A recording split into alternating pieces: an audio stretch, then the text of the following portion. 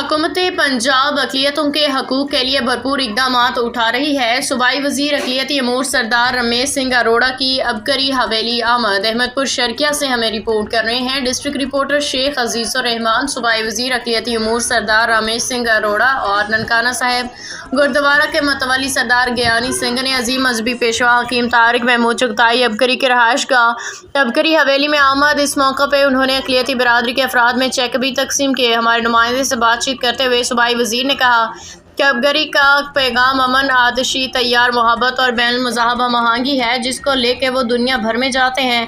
حکیم طارق محمود چغتائی صاحب کا پیغام ہر وقت پہنچاتے ہیں، جس کی مثبت نتائج نکل کے آ رہے ہیں۔ ایک سوال کے جواب میں انہوں نے کہا کہ حکومت پنجاب نے مالی سال 2025 کے سالانہ بجٹ میں اقلیتوں کے فنڈ میں اضافہ کیا۔ میں اپنی منسٹری کو اس کے 20% فنڈ صرف ساؤتھ پنجاب کے لیے مختص کر چکا ہوں، تاکہ یہاں پہ ہمارے قدیم مذہبی مندر، گردوارے، گرجا گھروں کی تعمیر و مرمت کا کام مکمل کیا جا سکے۔ قبل ازیں ابکری حویلی میں اعلیٰ سطحی میٹنگ میں صوبائی وزیر اقلیتی امور سردار رمیش سنگھ اروڑہ اور اعلیٰ حضرت حکیم طارق محمود چغتائی، سردار گیانی سنگھ متولی corridor Nankana Sahib, assistant commissioner Naveed Haider, سابق MP قاضی عدنان فرید، محمد صفدر بٹی، یاسر سلیم بٹی، مظفر کریم ایڈوکیٹ، اسلم قریشی، شیخ عزیز الرحمان، صدر media club, registered SHO city Tahir Iqbal, Palada Ram شریک ہوئے۔